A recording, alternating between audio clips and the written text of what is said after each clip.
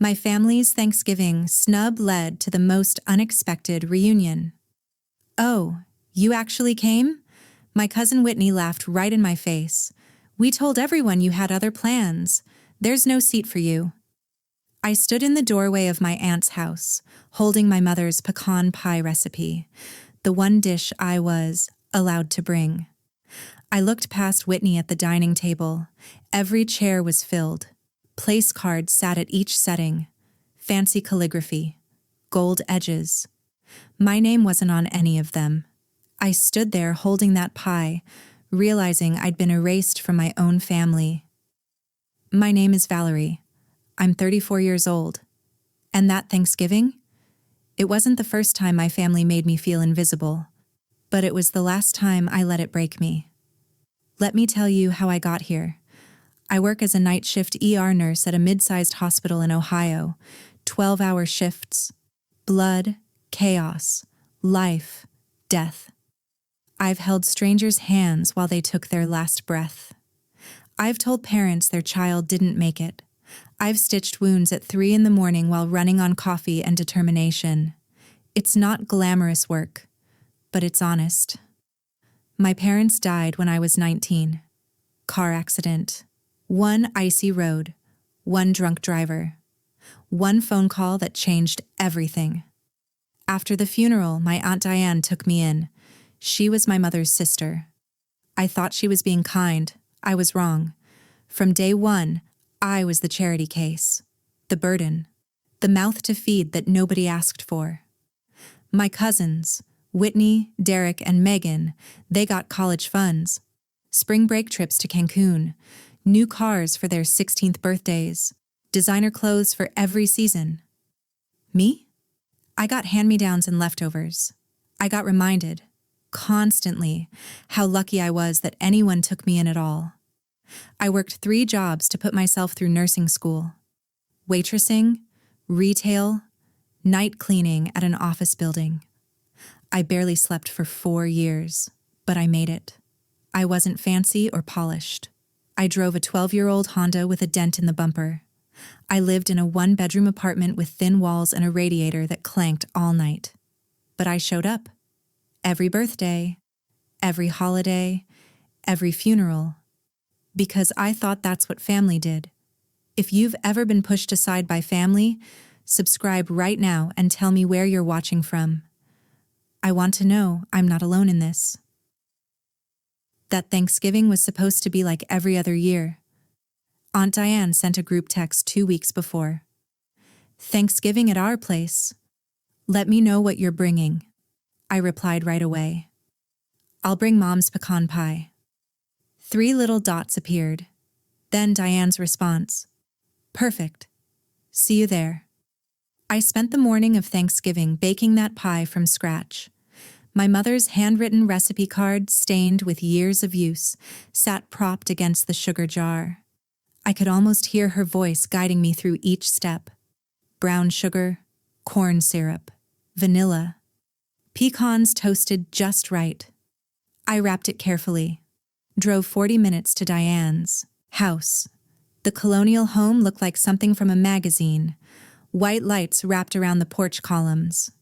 A wreath the size of a tractor tire hung on the front door. Through the windows, I could see the warm glow of candles. Laughter floated outside.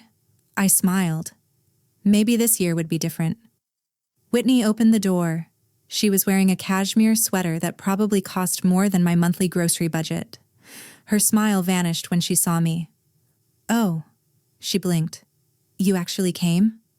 Yeah, I RSVP'd. I brought the pie." Whitney turned her head. "Mom, Valerie's here." She didn't step aside to let me in. I stood on the porch like a delivery person waiting for a signature.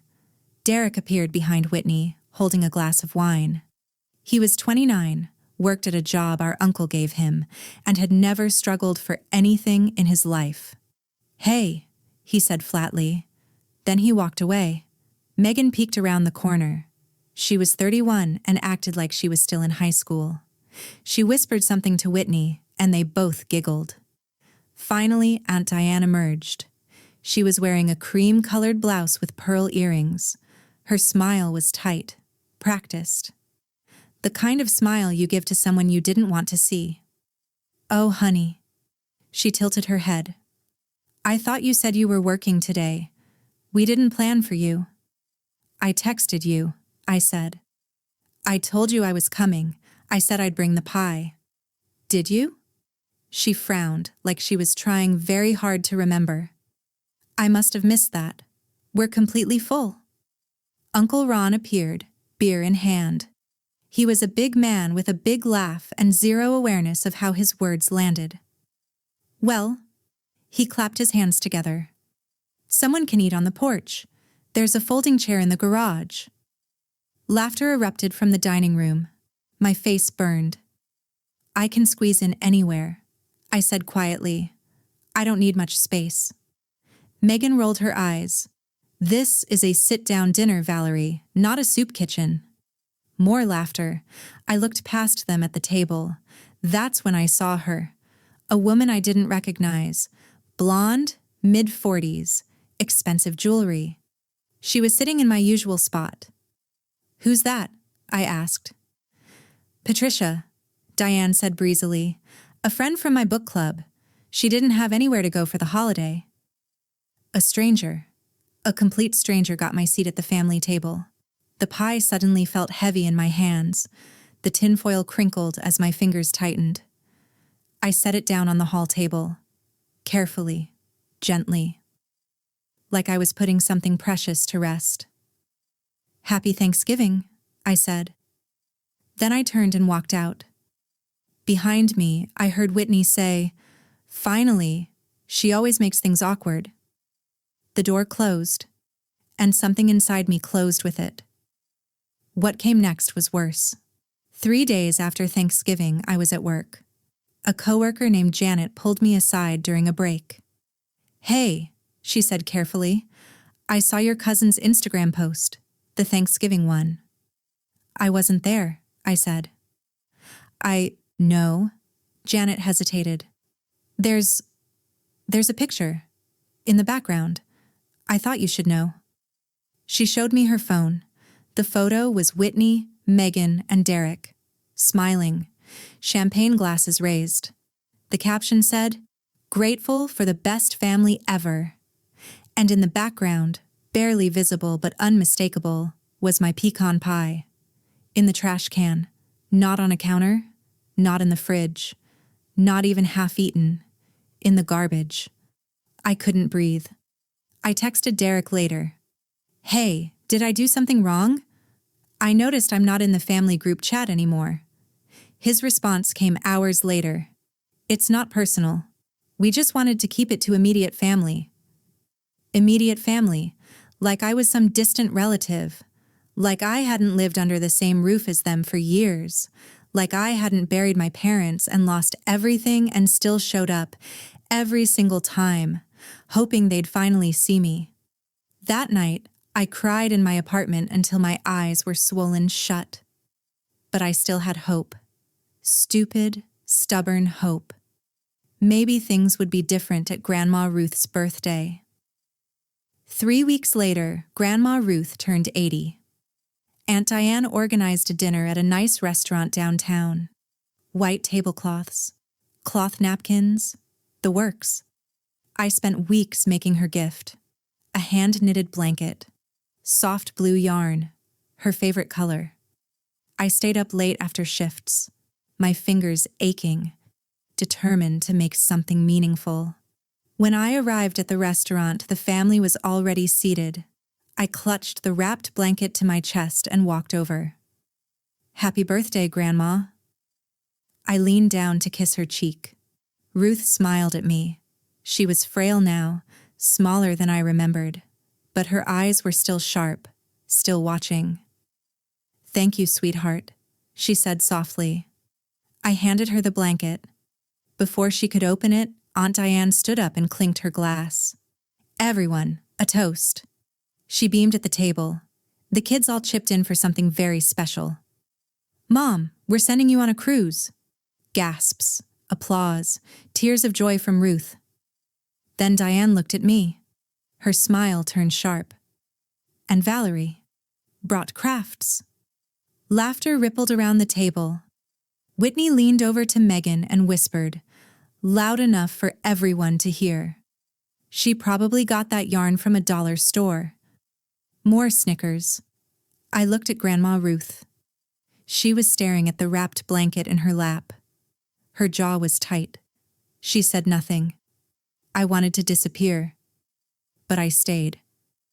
I smiled through the dinner. I clapped when they brought out the cake. I hugged everyone goodbye like nothing was wrong, because that's what I always did, and because I still didn't understand that silence isn't always weakness. Sometimes silence is observation. In January, Aunt Diane called me. This was unusual. Diane never called unless she needed something. Honey, she said, her voice sweeter than maple syrup. I need a favor. I should have known. Grandma Ruth needs someone to check on her daily. Her health is declining and we're all so busy. You're the nurse in the family. The request hit me like a truck. Daily visits, medication management, cooking, cleaning, all while working 12-hour night shifts. I don't know if I can... After everything we did for you when your parents died? Diane's voice hardened instantly. This is how you repay us? Silence. Fine, I whispered. I'll do it. And I did. Every single day. I drove to Grandma Ruth's house before my shifts.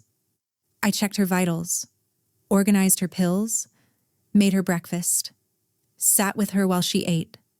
I did this while exhausted, while barely surviving, while my cousins posted vacation photos from beach resorts and mountain cabins. But something unexpected happened. Grandma Ruth started talking to me, really talking. You remind me of your mother, Ruth said one afternoon. We were sitting in her living room. She was wrapped in the blue blanket I'd made. She wore it every day now. She was the only honest one in this family, Ruth continued. Everyone else learned to pretend, to perform. Not Catherine, and not you. My mother's name was Catherine. Hearing Ruth say it made my chest ache. I've been thinking a lot, Ruth said slowly, about what's fair. I didn't understand what she meant. But I noticed things. A woman named Doris started visiting. Professional, quiet, carried a leather briefcase. I'd see her car in the driveway, and by the time I arrived, papers were quickly shuffled away. One evening, Ruth grabbed my hand. Her grip was weak, but her eyes were fierce. You've never asked me for anything, she said. That's why you deserve everything. Grandma, I don't... Shh. She squeezed my fingers. Just remember what I said. I didn't understand. What I didn't know was that Grandma Ruth had been watching all of us, and she'd been keeping score. Doris, it turned out, was Ruth's lawyer. I met her properly one afternoon when our visits overlapped. She was a kind woman in her 60s with gray hair and warm eyes. Your grandmother talks about you constantly, Doris said. She does? She's sharper than anyone gives her credit for. Doris smiled. She sees everything. Meanwhile, my family grew more arrogant. Aunt Diane started redecorating her house. New furniture, new appliances. She mentioned the inheritance casually at every opportunity, like it was already hers. I overheard Whitney and Derek talking on the phone one day when I arrived early to check on Ruth. When this is over, we split it 4 ways, Derek said. 4? Whitney laughed. Valerie isn't real family. She doesn't count. My stomach twisted. Later, I saw a text on Ruth's phone. She'd asked me to read her messages because her eyes were failing. It was from Megan to the family group chat. Make sure the caretaker doesn't get any ideas. The caretaker. That's all I was to them.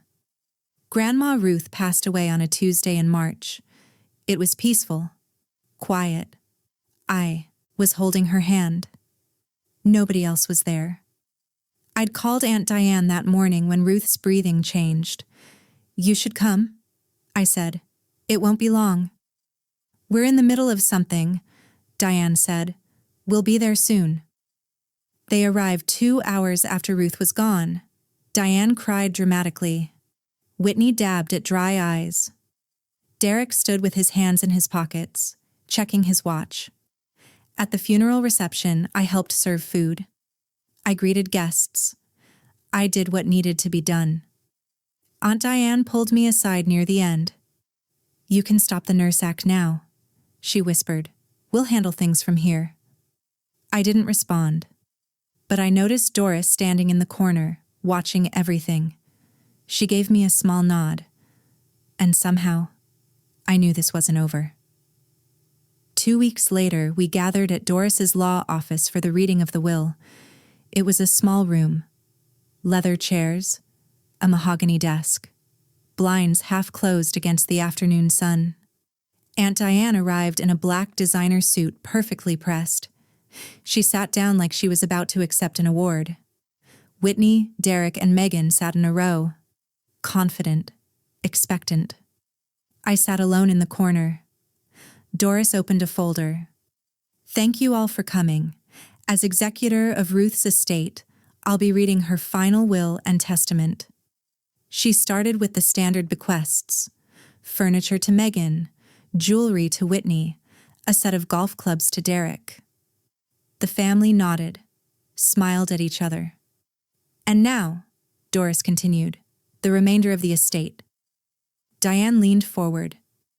"Ruth's home, her savings accounts, and her investment portfolio, valued at approximately $1.2 million, are left in their entirety to her granddaughter, Valerie." The room went silent, then exploded. "This is a mistake!" Diane shot to her feet. "She manipulated a dying woman." Derek pounded the arm of his chair. "This is fraud. We'll contest it." Whitney pointed at me, shaking. "You were just the help." I sat frozen, unable to speak. Doris raised her hand calmly. "Mrs. Ruth anticipated your reaction. She left documentation." She pressed a button on her laptop. And suddenly, Grandma Ruth's voice filled the room. "If you're hearing this, I'm gone. And if you're fighting over money, then I made the right choice." I gasped. The video showed Ruth sitting in her living room, wrapped in my blue blanket. "Valerie was the only one who showed up without wanting something," Ruth continued. "My other grandchildren couldn't visit unless there was money involved.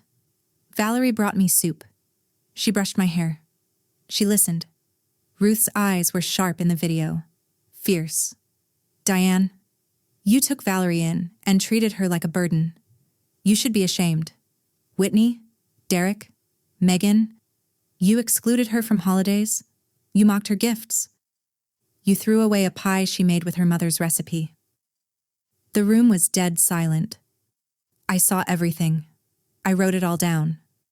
Doris held up a leather notebook. Ruth kept a detailed log.